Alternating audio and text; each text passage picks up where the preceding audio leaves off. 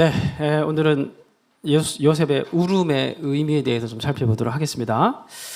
여러분, 요셉이 몇 번 울었을까요? 성경에서 요셉의 울음에 대한 기록 몇 번 정도 될까요? 갑자기 웬 퀴즈쇼? 네. 풀다 보면 재밌죠? 아하, 또 안 보셨구나. 퀴즈, 물음, 질문, 이건 성경을 해석하는 데 굉장히 중요합니다. 요셉이 다른 성경 인물들보다 울음이 되게 많이 횟수로 기록이 되어 있습니다. 총 계산을 해보니까 8번 기록이 되어 있습니다.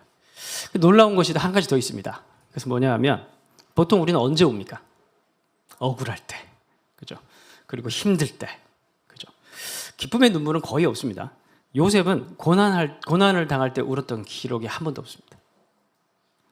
그럼 언제 울었냐 하면 요셉이 울었던 대목들은 거의 형들과 관련이 있습니다. 총 8번 울었는데 5번은 형들, 2번은 야곱, 1번은 베냐민. 이 8번 중에서 5번이나 형들과 관련해서 울었습니다. 근데 언제 울었냐 하면 형들이 회복될 때. 형들의 마음이 변화되고 그들이 자신들의 죄를 발견하고, 그리고 마지막에는 자신이 형들을 용서했는데도 불구하고 여전히 죄책에 갇혀 있는 모습을 봤을 때. 그래서 요셉의 울음은 마치 하나님의 눈물을 방불케 합니다. 예수님의 눈물을 닮아 있습니다. 여러분, 예수님이 몇 번 우셨을까요? 뭐 그거 아시면은 설교하죠. 예. 예수님이 몇 번 우셨냐면 3번 눈물을 흘리셨습니다. 첫 번째, 나사로가 죽었을 때. 2번째, 예루살렘을 바라보시면서. 3번째, 겟세마네 동산에서. 3번 우셨습니다. 이 예수님의 3번 흘리신 눈물들은 또 전부 다 우리의 인류의 구원과 관련이 있습니다.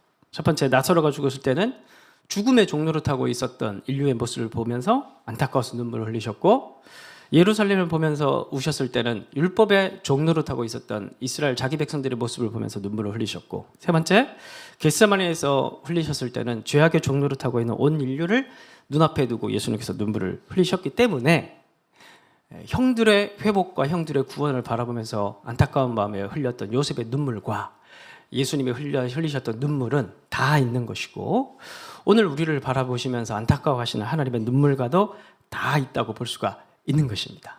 그래서 요셉의 눈물은 마치 집 나간 둘째 아들을 동구 밖에서 기다리는 그 누가복음에 나오는 둘째 아들을 기다리는 아버지의 눈물과도 안타까움과도 맞닿아 있다고 볼 수가 있는 것입니다.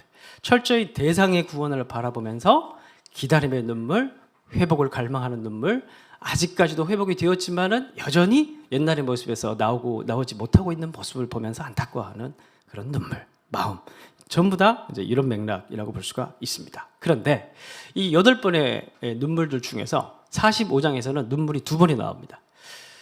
그리고 8번의 눈물들 중에서, 울음들 중에서 오늘 이 45장의 첫 번째 나오는 이 울음은 되게 매우 신학적으로, 그리고 이 이야기의 전환에 있어서, 스토리의 진행에 있어서 매우 중요한 대목에서 터뜨려지는 울음이기도 합니다. 1절 보시면, 요셉이 시종하는 자들 앞에서 그 정을 억제하지 못하여 소리질러 모든 사람을 자기에게 물러가라 하고, 지난주 우리가 다시 생각을 해보면 유다가 내가 이제 희생적 죽음으로, 희생적인 노예가 되어서, 희생적인 마음으로 노예가 되어서 이제 베냐민을 돌려보내고 내가 대신 종이 되겠습니다, 이제 뭐 그런 얘기를 했죠.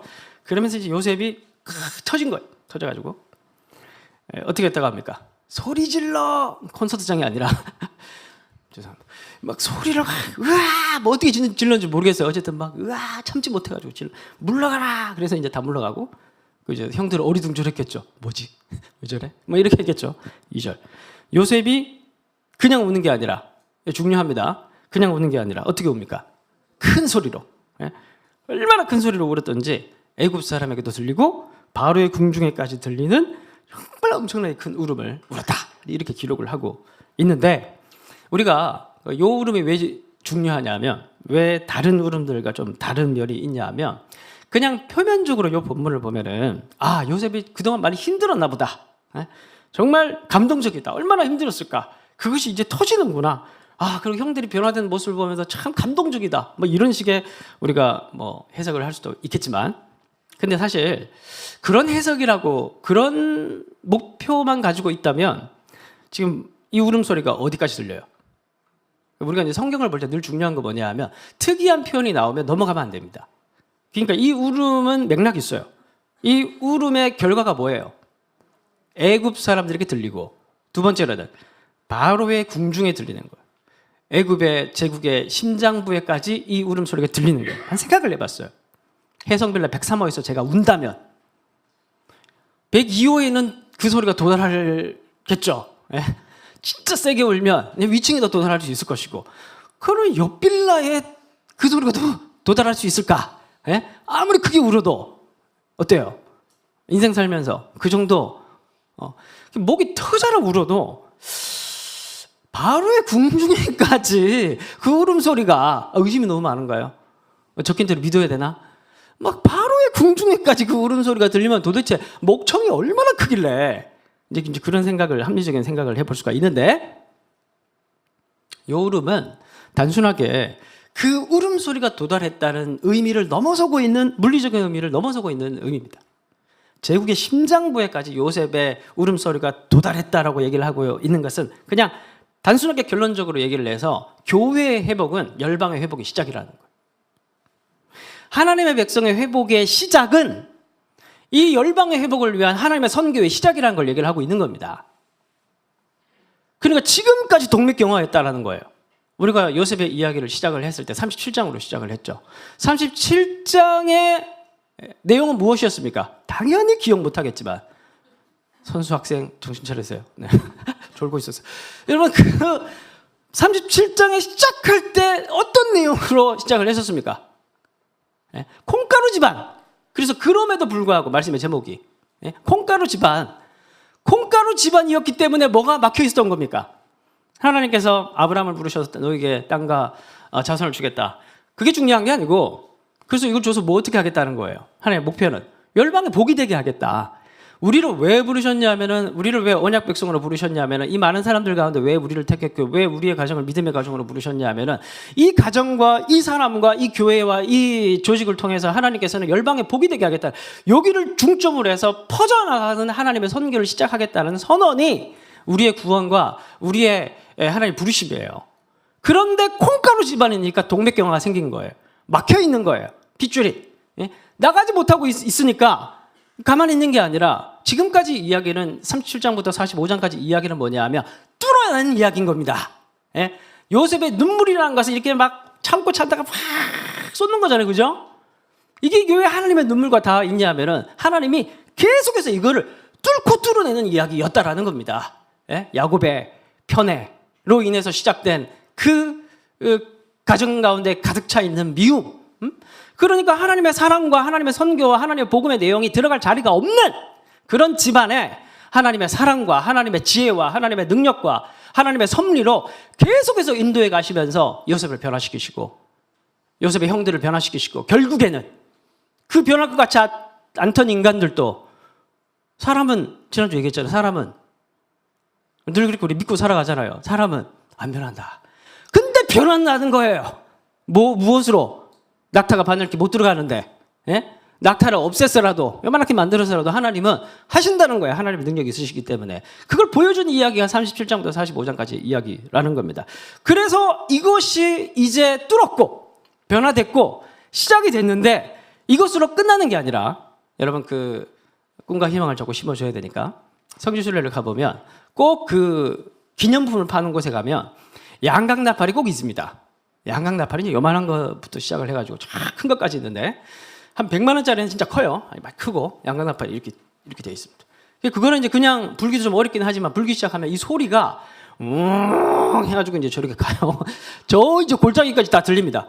여기 보세요. 울음이 중요한 게 아니라 1절에 보면은 뭐라고 얘기를 합니까? 억제하지 못해서 어떻게? 소리 질러. 소리 질러. 2절에서는 뭘 얘기를 합니까? 그냥 울음이 아니라 큰 울음. 여기서 얘기를 하는 것은 뭐냐 하면은, 이제 하나님의 구원의 역사가, 이집트가, 여러분 모세 오경이라고 하죠. 5권의 책이 아닙니다. 유대인들은 이 성경을 가리켜서 토라라고 얘기를 합니다. 한 권의 책이에요. 원래 한 권의 책입니다. 그러니까 이제부터 뭐가 시작되냐 하면은 출애굽의 서막이 시작되는 거예요. 이제 끝난 거예요. 이 뚫리지 않았던, 막혀 있었던 이 콩가루 집안 때문에 막혀 있었던 하나님의 복이 이제 하나님의 사랑과 능력과 지혜를 통해서 뚫어내는 데 성공을 했고 막 눈물이 쏟아지듯 이렇게 해서 요셉이 소리를 질렀는데 이 소리는 뭐냐 하면 전쟁의 서막, 이 이집트를 변화시키신 하나님의 선교의 시작, 하나님의 나팔 소리. 그러면서 그래서 3절, 46장 3절 보시면 다 같이 읽어보겠습니다. 시작. 애굽으로 내려가기를 두려워하지 말라. 내가 거기서 너로 큰 민족을 이루게 하리라. 이건 누구에 대한 말씀이냐면 야곱. 요셉의 소식을 들으니까 야곱이 애굽으로 가긴 가야겠는데 두려운 거예요. 자기 집을 떠나려고 하니까. 그러니까 하나님이 야곱에게 걱정하지 마라. 다 내 계획이다. 이건 나 계획 속에 있고 네가 애굽으로 가면 내가 뭘 할 거냐 하면은 너로 큰 민족이 되게 하겠다. 이거 누구에 대한 약속이에요? 원래 누구에게 하셨던 약속이에요? 아브라함이죠. 아브라함에게 땅과 자손 하늘의 별처럼 많게 해주겠다고 얘기를 한 지 70명밖에 안 돼요. 하늘의 별은 너무 적잖아요. 그런데 애굽으로 보내서 하나님께서 이제 그 약속을 정말 기적적으로 성취를 해서 나중에 출애굽해서 나올 때 장정만 몇 명입니까? 50만 명. 그러면 애기들까지 다 치면 한 120만 명 되겠죠. 100만 명이 넘는 하늘의 별처럼 많은 하나님의 백성들이 출애굽을 하게 되는 것이에요. 그 하나님께서 아브라함에게 하셨던 오래전에 그 약속을 이제 뚫려진 이 사건을 통해서 이제 본격적으로 시작하겠다는 하나님의 나팔 소리, 선언이 요셉의 큰 울음이라는 것입니다. 놀랍지 않으세요?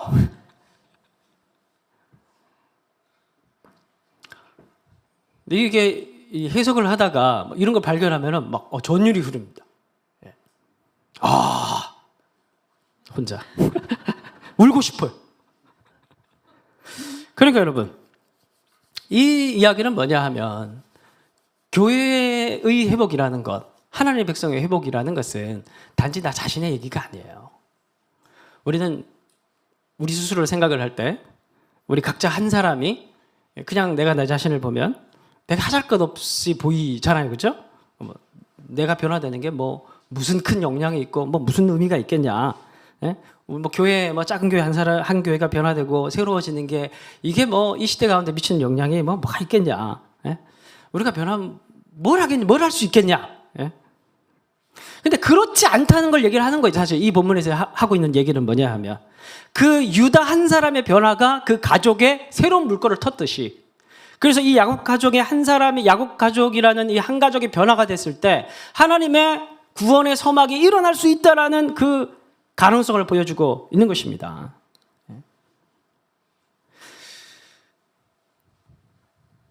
그러니까 이제 사탄이 굉장히 두려워하는 것이죠.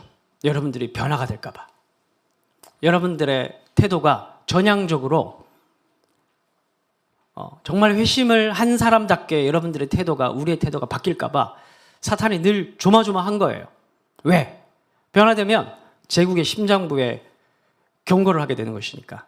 이제부터 시작될 하나님의 구원의 역사가 시작되는 것이니까. 늘 우리가 이 말씀을 통해 생각해야 될 게 뭐냐면 우리의 인생이라는 것은, 우리의 삶이라는 것은 공중부양된 인생이 아니라는 거예요. 공중에 혼자 붕 떠 있는 게 아니라 내 옆에 가족, 그리고 공동체, 지역, 이웃, 열방, 촘촘한 그물 속에 연결이 되어 있고, 마치 오병이어 기적이 일어나듯이, 보리떡 5개 물고기 2마리를 통해서 5,000명을 먹이시는 하나님의 기적이 일어나듯이 우리 한 사람이 한 생선이 될 때, 아니면 한 떡이 될 때 이 열방을 먹일 수 있는, 그러면 하나님께서는 그 떡을 통해서 열방까지도 변화시킬 수 있고 바로의 궁중에까지 하나님의 영향력을 미칠 수 있는 하나님의 선교가 시작될 수 있다는 것을 보여주고 있는 것입니다. 믿으십니까?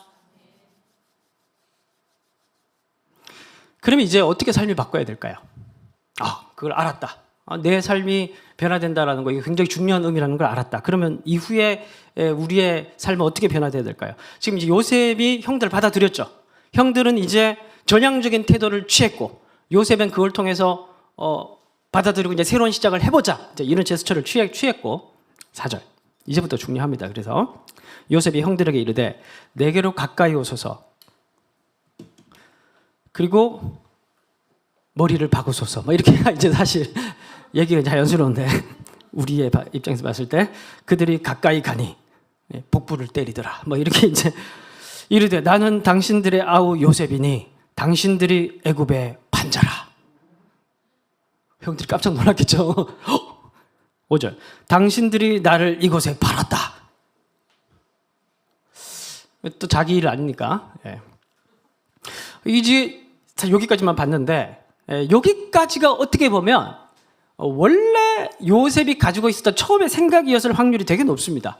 사실 요셉 같은 경우에도 우리가 결과적인 얘기만 봐서 그렇지 이 사람도 인간이고 이 사람도 연약한 사람인데 자기도 처음에 뭐 팔려가고 웅덩이에 갇히고 아니면 노예가 됐을 때 이 사람도 분명히 요셉도 원망을 했겠죠. 그죠? 내가 무슨 죄가 있다고 아버지가 나에게 채색 옷을 입혔을 뿐인데 동생을 노예로 팔고 저기 무슨 형들이야 사이코패스지 그러면서 인형을 만들어 놓고 눈 뽑고 아무튼 그랬을 겁니다. 내가 성공하면 다 죽여버린다 아마 그런 생각을 분명히 요셉도 했을 겁니다. 그죠? 인간인데 원망과 미움이 있었을 거예요.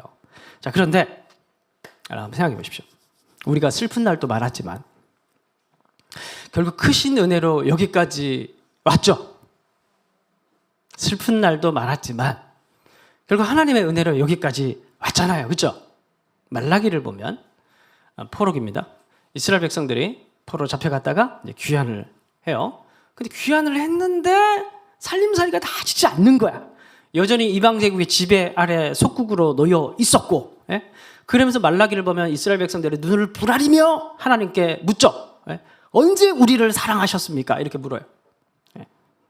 그러니까 하나님께서 뭐라고 얘기해요? 되게 억울한 말투로 하나님이 뭐라고 얘기하십니까? 내가 에서는 미워했는데 했지만 야곱은 사랑했다 이렇게 얘기를 하거든요. 무슨 맥락의 말씀일까요? 도대체 뭘 사랑했냐고 물으니까 누구 얘기를 하는 겁니까? 에서에 대한 얘기를 비교를 하면서 얘기를 하시는 거거든요. 당시에 에서의 도시 에돔이라고 있습니다. 에돔 같은 경우에는 그때 당시 맥락에서 보면 사라지고 없었어요. 아라비아 사람들 나바테아 유목민들이 쳐들어와서 에돔이라는 도시 자체가 문화와 관습 그 뿌리까지 싹 다 없어지고 소멸되고 사라져 버립니다. 에돔이라는 지역은. 그런데 하나님의 백성들은 이스라엘 백성들은 남유다 마지막 남은 자들 남겨가지고 저 몇십 년 동안 바벨론에 지배를 당하고 있었는데 놀랍게도 다시 돌아와가지고 성전 세우고 성벽 세우고 지금 이렇게 너희들이 다시 와서 초라하지만 성전에서 예배 드리고 있지 않냐. 물론 우리의 욕심은 안 미쳐요. 늘 그죠? 하나님께서 우리에게 해주시는 것들이 우리 욕심은 늘 안 미치잖아요. 그죠? 내가 여기 와서 예배 드리고 있는 거 예배 드려주고 있잖아요. 우리의 욕심은 그냥 이 세상에서 내가 어느 정도 성공하고 부자 됐으면 좋겠고 또 좋은 차도 탔으면 좋겠고 좀 잘 나가서 옆에 사람들이 좀 부러워했으면 좋겠고 동창회를 가면 좀 떳떳하게 어깨를 펴고 명함 나눠주고 그렇게 했으면 좋겠는데 근데 여러분 그렇게 당당하게 요구할 만큼 하나님께 해드리는 게 있나요? 뭐 맡겨놨나요? 뭐 이렇게 물으실 것 같아요 느낌이. 저도 이제 생각을 좀 해봤는데 제가 목사로 평생을 살아왔습니다. 대학을 졸업하고 바로 이제 대학원을 신학교를 갔으니까 돌아보면은 늘 하나님 일에 방해한 게 더 많은 것 같아요. 그러니까 이제 이런 게 있잖아요. 그죠? 우리가 일 잘하는 사람은 혼자 합니다, 보통. 옆에 일 못하는 사람 같이 하는 거 되게 싫어해요. 오히려 더 효율이 떨어지기 때문에. 하나님 되게 일 제일 잘 하시잖아요. 그죠? 어떻게 보면. 하나님 일이 제일 잘 하시는 분 아닙니까? 늘 정확한 길을 제일 잘 알고 계시고. 우리와 같이 함께 하는 게 하나님께 되게 불편한 일이에요, 사실은. 되게 더딘 일이고, 끼워준 거예요. 사실 우리는 별 도움이 안 되는 사람들입니다, 원래는. 그러니까 무슨 말이냐면, 당당하게 요구할 만큼 그런 급이 안 되는 존재가 우리들이라는 겁니다. 우리는 욕심에는 못 미치겠지만, 그러나 그럼에도 불구하고 돌아보면은 오늘 또 우리가 이 자리에서 예배 드리고 있고, 하나님의 백성이라고 불러주시고, 그러니까 우리가 변화되면 우리의 작은 변화를 통해서라도 오병이의 기적을 일으키셔서 또 우리 주변 사람들을 또 하나님의 백성으로 또 삼아주시고 하나님께서 놀랍도록 하나님의 섭리를 통해서 인도해 주시는데 요셉도 처음에는 이게 뭐야 이렇게 생각을 했을 겁니다. 아마 난 평생 이제 온라인 예배만 드릴 거야. 그렇게 이제 결단하고 이제 교회 안 가. 막 이렇게 결단을 하고 인생이 이제 웅덩이에 버려진 인생이라고 생각을 했으니까. 자 보세요. 근데 우리가 39장 이야기, 40장입니까? 우리가 이야기를 통과해서 왔죠. 형통하다. 웅덩이에 감옥에 있는데 형통하다. 그리고 또 노예로 팔려왔는데 형통하다. 그러니까 돌아보면 분명히 하나님께서 우리 인생 가운데 생명싸개로 덮으시면서 우연이라고 설명하기 어려운 하나님의 인도하심이 있었어요, 없었어요? 그거 없다고 얘기하면 종교를 근데 정말 우리가 하나님의 백성이고 구원받는 사람이라면 우리가 모르는 걸로 뿐이지 정말 하나님께서는 놀라운 은혜로 자신의 생명사로 우리를 덮으시면서 인도에 오셨거든요. 하나님의 손으로. 그래서 39장 40장에 보면 형통에 대한 얘기를 하면서 계속 하나님의 손에 대한 얘기를 합니다. 하나님의 손, 하나님의 손. 여러분 창세기를 보면 족보가 나와요. 가인의 족보가 나오고 셋의 족보가 나옵니다. 가인의 족보는 이제 하나님 언약 밖에 사람들 얘기를 하고 셋의 족보는 하나님의 언약 백성들의 족보가 나옵니다. 그럼 가인의 족보와 셋의 족보는 그냥 살다 죽다 다 이런 내용이에요. 근데 가인의 족보를 가만히 보면 낳고 죽고 이렇게 쭉 갑니다. 그냥 그걸로 끝이에요. 근데 셋의 족보를 보면 물론 낳고 죽고 하는데 중간중간에 뭐가 들어가냐 하면은 하나님과 동행하고 낳고 죽는데 하나님과 동행하고 낳고 죽는데 뭐 에녹, 셋, 뭐 무두셀라 하나님과 동행하고 그리고 마지막에 창세기 11장에서 계속 이제 1장부터 이후에 11장까지 바벨탑 사건까지 계속 족보가 나오는데 마지막 셋 다음에 셈 족보가 나오죠. 셈 족보의 마지막 사람이 아브라함이에요. 그리고 12장부터 아브라함 얘기가 시작됩니다. 근데 아브라함 이야기에서는 단순히 동행한다는 얘기로 나오는 것이 아니라 하나님이 친구로 삼았다는 표현이에요. 여러분 우리의 구원의 여정이라는 거, 우리의 믿음이 성장해 간다라는 거, 하나님과의 관계가 깊어져 간다라는 거 무슨 의미인 것 같습니까, 여러분? 우리의 삶을 어떻게 보느냐? 하나님의 섭리의 눈으로 우리가 이제 우리의 인생을 재해석할 수 있는 눈이 열리기 시작한다라는 것을 얘기를 하고 있는 겁니다. 이해되기 시작하는 거예요. 전에는 이해되지 않았던 것이, 전에는 보이지 않았던 것이 이제 보이기 시작을 하고, 그때는 웅덩이였는데 지금 요셉의 삶을 얘기를 하는 거예요. 지나보니 이것이 하나님의 놀라운 섭리하심으로 인도하셨던 거고 그러다 보니 이것이 깊어지고 눈이 열리다 보니 우리의 인생을 해석하는 해석학적 힘이 깊어지고 강해지다 보니 이제 감옥에 gat혔는데 관원장이 그렇게 부탁을 했는데 나가면 나 잊지 말라고. 꿈도 해몽해주고 그 나갔는데 2년 동안 소식이 없어요. 근데 요셉이 원망했던 한마디라도 있습니까? 기다린 거예요. 기다릴 수 있었던 거예요. 왜? 하나님의 섭리라는 눈으로 해석할 수 있는 눈이 열렸기 때문에. 그리고 형들을 만났죠. 원래 사람이 자기가 잘 안 될 때는 늘 입을 열어서 원망하기를 좋아하고 다른 사람 탓하기를 좋아하고 그렇게 합니다. 그리고 또 그런 사람이 성공하잖아요. 그럼 또 나댑니다. 자기 성공을 떠벌리고 싶어가지고 막 나대고 막 그렇게 합니다. 이런 사람이 성공해서 형들을 오랜만에 만났어요. 뻐기고 싶지 않겠어요? 자기를 드러내고 야 니들이 날 이렇게 팔았지만 내가 이렇게 성공했다. 내가 성실해서 내가 성공했다. 너희들 불쌍해서 내가 받아준다. 아버지 데리고 오고 베냐민 데리고 오고 너희들 저기 방 한 칸 줄 테니까 11명 살고 뭐 이렇게 해가지고 요셉이 뭔가 자기의 힘을 과시하면서 그렇게 할 수 있을 거예요. 이거는 전형적인 섭리를 모르는 사람이죠. 자기의 인생을 하나님의 시선으로 볼 수 있는 눈이 열리지 않은 사람의 태도인 겁니다. 하나님의 백성들은 성공이냐 실패냐가 그렇게 중요하지 않은 경계점을 넘어갈 때 그때 진짜 구원받는 사람이 되는 거예요. 내가 있는 장소와 내가 현재 있는 상태 때문에 하나님과 나와의 복과 은혜의 관계를 해석하기 시작한다는 것은 아직도 우리는 구원의 정점에서 넘어가지 않은 겁니다. 요셉의 큰 울음에 도달하지 못한 거예요. 언제까지 우리는 복 달라고 떼쓰는 떼쟁이들이 될 것입니까? 결국 그 분기점은 뭐냐 하면 하나님의 사역에 적당히 손발 맞춰줄 수 있는 사람이 되는 거예요. 그게 기준점이에요. 성공해도 성공이 그렇게 중요한 게 아닌 거예요. 이 사람에게는 하나님의 일을 이루는 게 중요한 거지. 기다리잖아요. 형들이 회심하고 돌아올 때까지.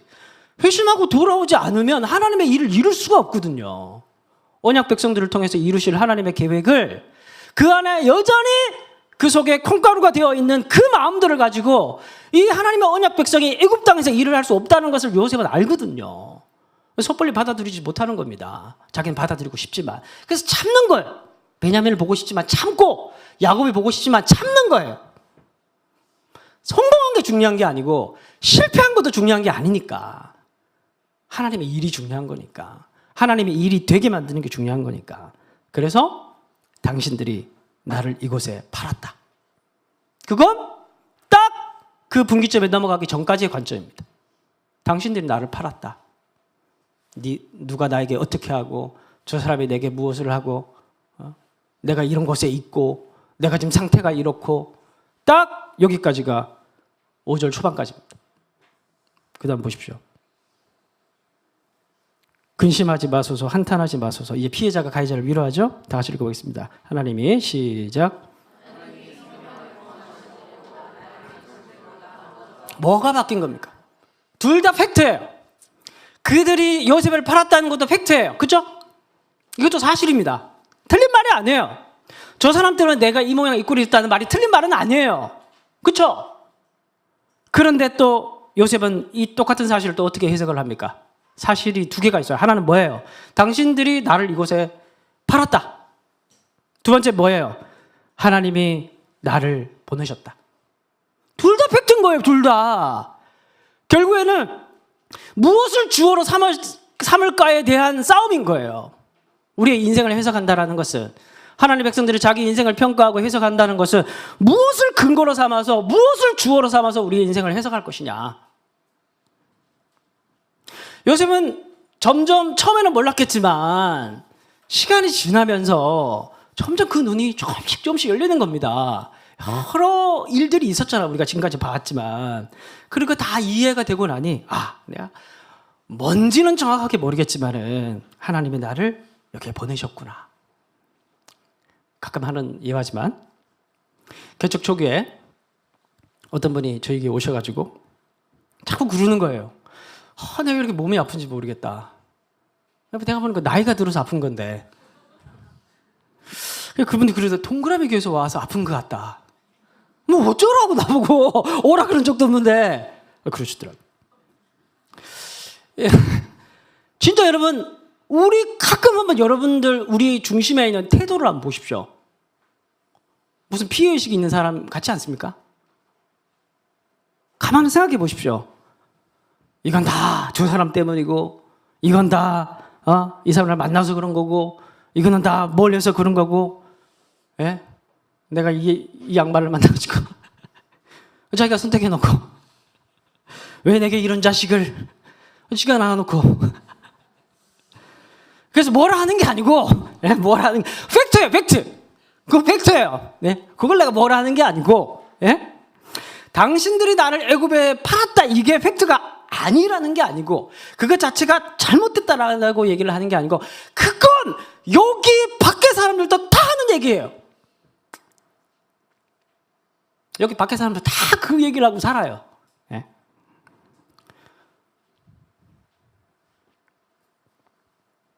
우리 인생의 주어를 바꾸지 않는 한 우리를 통해서 바로의 궁정에까지 들리게 하실 하나님의 선교는 시작되지가 않습니다. 한번 해볼까요? 물론 마음에는 없지만 하나님이 나를 동그라미에 보내셔서 이렇게 바꾸면 완전 다르잖아요. 그죠? 내가 이 교회 와서 왜 내가 이렇게 오세요. 이렇게 상담해 드릴 테니까, 아름답게 보내드릴 테니까 오세요. 또 사람도 마찬가지예요. 회사도 마찬가지. 하나님 왜 나를 이곳에, 예? 자기가 이력서 내가 좀 들어가 놓고 나를 이런 사람 만나게 하시고. 근데 그게 아니라 하나님이 나를 이곳에 보내셔서, 하나님이 나를 이 사람을 만나게 하셔서 하나님이 내게 이 자녀를 선물로 주셔서. 뭐가 달라요? 똑같은 사실이지만 이 문장이 가지고 오게 될 우리의 삶의 역동성은 뭐예요? 물론 주어가 바뀐 거긴 하지만 이 주어가 바꿔짐으로 인해서 우리의 삶에 뭐가 바뀌는 겁니까? 이제 내 주변에 하나님께서 내게 허락하신 모든 것은 다 사명이 되는 겁니다. 자식도 사명이 되고 배우자도 사명이 되고 교회도 사명이 되고 그 단순히 누릴 공간이 되는 게 아니라 회사도 빌어먹을 회사가 아니라 이 회사도 내가 있는 동안 물론 여러분들 그렇다고 해서 그 회사에 영원히 있으라는 거 아니에요. 좋은 데 있으면 열심히 또 이직하셔가지고 더 좋은 데로 가십시오. 있는 동안에는 뭐예요? 하나님께서 허락하신 시간 동안에는 이 회사는 나에게 사명의 장소인 겁니다. 있는 것 자체가 복이에요. 믿으십니까? 연봉이 적다고 복이 아닌 게 아니라 가세요. 다른 데 좋은 데 있으면. 가냐 안 가냐가 중요한 게 아니고 있는 동안에는 거긴 복이라고요. 여러분들 복이 돼야 된다라고요. 바울의 궁중에까지 여러분들의 하나님의 백성이라는 소식이 들려야 된다라고요. 여러분들의 큰 울음이 회심의 소식이 들려야 된다라고요. 사람도 내가 만난 모든 사람이 다 내게 피해를 입힌 사람까지도 그 사람도 나의 사명이 되는 겁니다. 물론 어렵죠. 어려우니까 우리를 부른 거 아니겠습니까? 그리고 어렵기 때문에 하나님께서 생명사기로 보호하시면서 여기까지 또 인도에 가시는 것이고요. 이게 얼마나 중요한 내용인지 요셉이 자기를 오픈하고 난 이후에 6절부터 8절까지 아주 상세하게 계속 설명을 합니다. 형들이 못 알아들을까 봐. 이 땅에 6절 2년 동안 흉년이 들었으나 아직 5년은 밭갈이도 못하고 추수도 못할지라 하나님이 큰 구원으로 당신들의 생명을 보존하고 당신들의 후손을 세상에 두시려고 나를 당신들보다 먼저 보내셨나니 그런즉 나를 이리로 보내는 당신들이 아니요 하나님이시라. 하나님이 나를 바로에게 아버지로 삼으시고 그 온 집의 주로 삼으시며 애굽 온 땅의 통치자로 삼으셨습니다. 하나님이 다 하셨습니다. 하나님의 일을 위해서. 하나님의 섭리라는 관점에서 이 얘기를 계속하는 이유가 뭐냐면은 이거 안 되면 같이 못 살아요. 이해가 되십니까? 나중에 50장 가면 형들이 이거 아직 못 받아들이거든요. 그래서 나중에 야곱이 죽으니까 요셉한테 찾아와가지고 이제 우리 당신의 종이라도 될 테니까 아버지가 유언으로도 남겼다. 우리 해치지 말라고. 당신들의 종이라도 될 테니까 당신 우리 용서해달라. 이렇게 얘기할 때 또 울어요, 요셉이. 말귀를 못 알아듣으니까. 섭리의 시각으로 봐야 이게 끝나는 얘기인데. 그래야 진짜 언약 백성으로 이제 같이 힘을 합쳐가지고 가해자든 피해자든 이제 힘을 합쳐가지고 새로운 길로 갈 수가 있는데 아직도 얘네들은